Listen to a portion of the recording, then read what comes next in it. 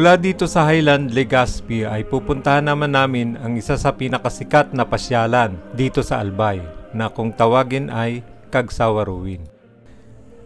Kaunting trivia muna tayo mga katropa patungkol dito sa Cagsawa Ruin. Noong sumabog ang Bulkang Mayon noong 1814 ay nalibing ang bayan ng Cagsawa at tanging ilang mga pader at bell tower na lamang ng simbahan ang natira. At ngayon, ang Cagsawa Ruins, lalong-lalo na ang bell tower ay isa sa pinakapopular na atraksyon dito sa bayan ng Cagsawa. At dahil na rin sa makikita sa likod nito ang pinakatanyag na bulkan na kung tawagin ay Daragang Magayon.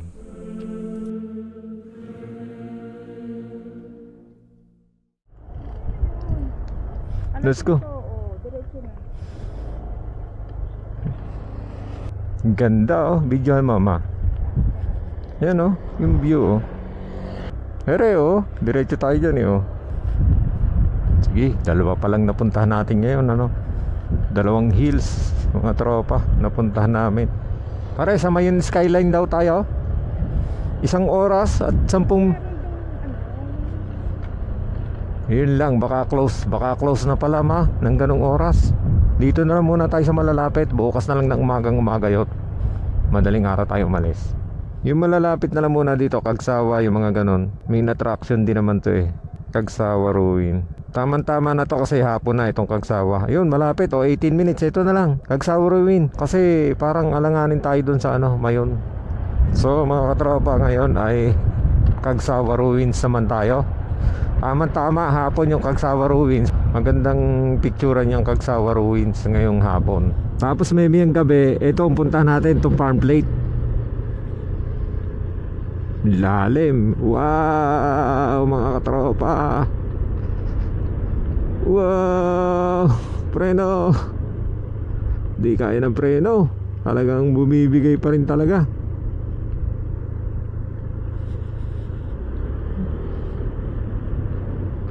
Kaliwa pare ha, kaliwa pagdating sa dito sa may ano, sa may Teresa Caida. Tapos pagdating dito sa highway, kaliwa ulit. Sa umaga pare, umalis tayo ng alas 5 para makapunta tayo dun sa Skyline. Dito pala pare. Yun oh, ganda ng view dito ng Mayon oh. Higante, buong buo oh.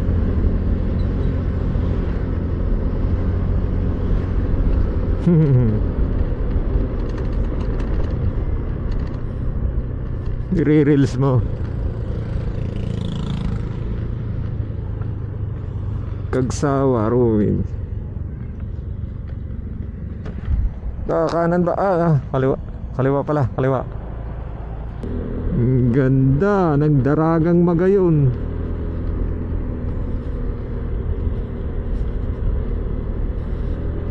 Pang reels mo. Dito naman oh. Naka-selfie tayo oh, dito oh. Sige, kahit hindi ako kita, basta kita yung Mayon at saka ikaw. Dito na tayo sa kanan, malapit na. Welcome to Cagsawa Ruin.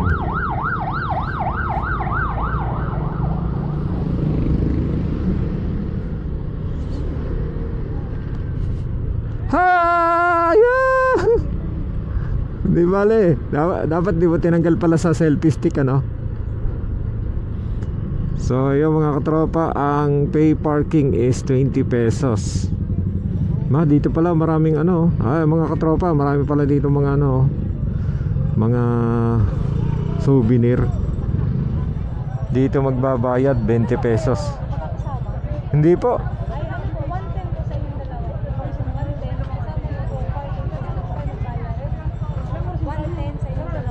110?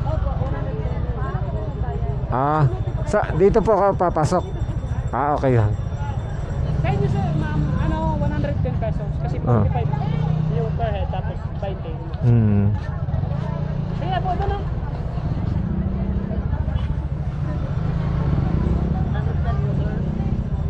45 po ang entrance.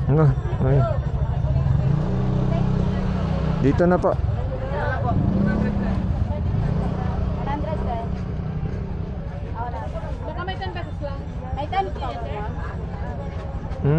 Para saan po yan? Ito po yung ano, yung binayad ko. Ah, okay.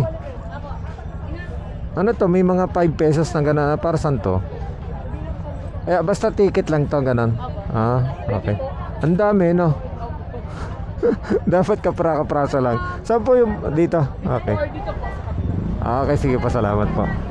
Dito tayo pare sa ano? Sa kanan.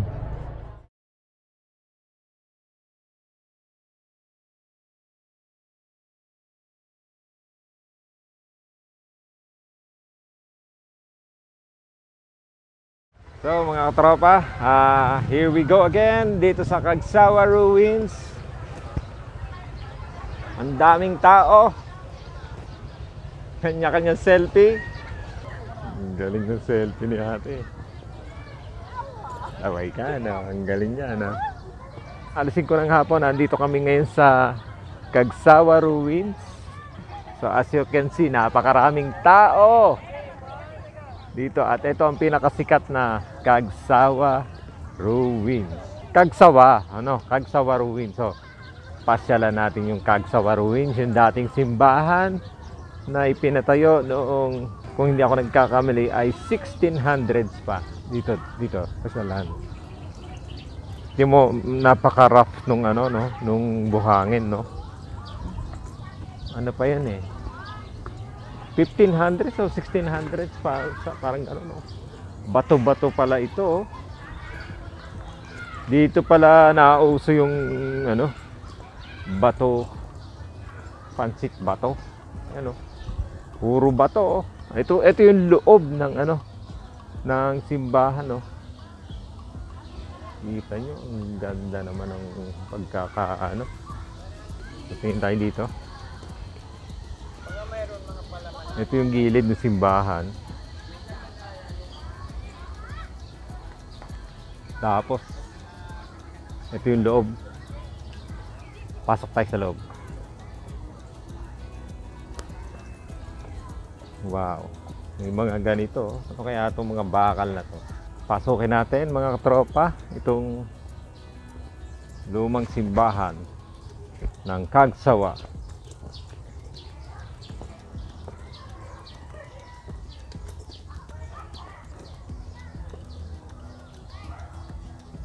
Gumagawa na naman ng kalokohan tong aking ano, napakagandang dilag talaga, oh. Okay, let's go na. So let's continue the kwentuhan. Pasok tayo dito sa kumbento. Sipin mo anong araw ganyan yung mga ano, mga simbahan, no? Ang titibay niyan, mga bato eh. Ayan, oh. Ito yung bintana siguro to. No? Ayan, bintana siguro. Akala ko ba yung maliit lang ngayon? Ito buong to, simbahan to. Yun yung pinaka-cross. Yung lalagyan ng cross.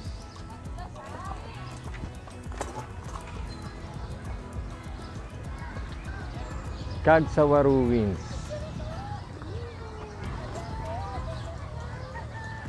Malawak pala yung ano, no? Kagsawa, oh.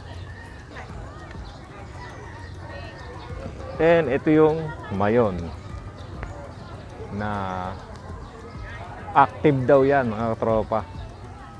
Check nga natin yan meme ang gabi kung talagang minsan nagbubuga daw yan ng laba eh. Picture muna. Doon sa may sili maganda rin pala, oh. Ay sa may sili, oh.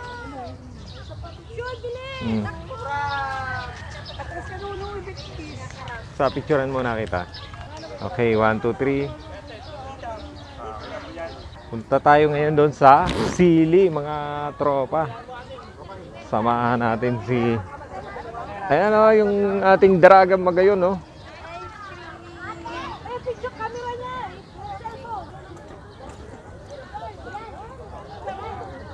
Parang dito daan. Dito.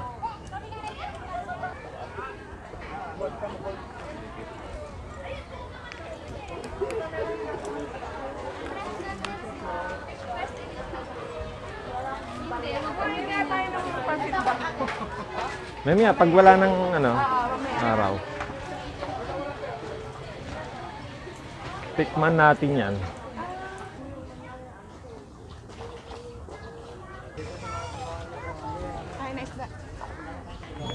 palang binayaran mo, 20 pesos. Koi fish. Dapat pwede mangain ng ng santan. Ayan, 20 pesos bayad eh. Dapat pwede kang mangain ng santan. Di ba matamis yan? Tangi, hindi yun. Gumamela yun. Ano to? Pagkain to habang namamasyal dyan, kinakain to. Pagkain ng isda yan.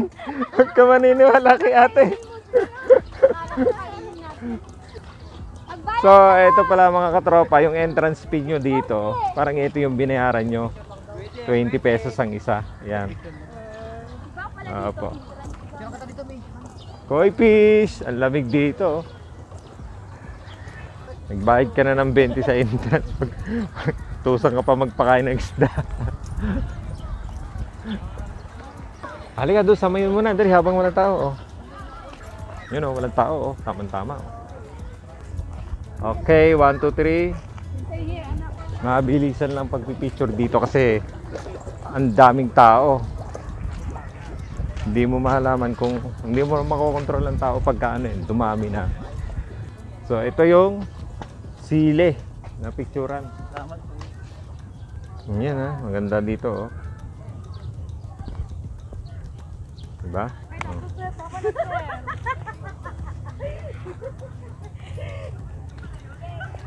Okay.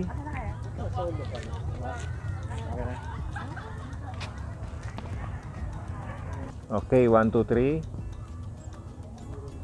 Dito ha. Isa pa. Harap mo yung katawan mo doon. Konti. Yan. Okay, 1, 2, 3. Okay, 1, 2, 3. Medyo malayo. Kita tong sili. 1, 2, 3. So, ganun lang. Pag picturean, talagang mabilisan lang. Kasi maraming tao na gusto magpa-picture. So, let's go na mga katropa. At yun lang ang Kagsawa Ruins. So, ngayon ay hapon na. Kaya kami ay pauwi na. Pupunta pa pala kami sa farm plate. Maganda raw doon pagkagabi.